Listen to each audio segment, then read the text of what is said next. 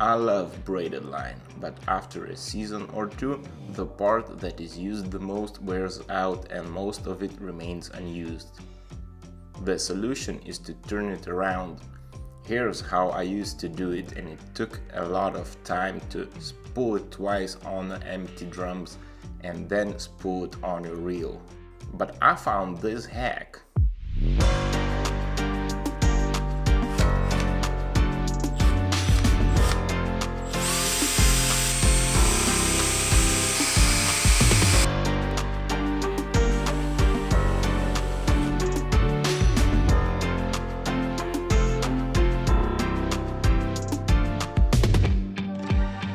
And voila, a new line for 2 more seasons.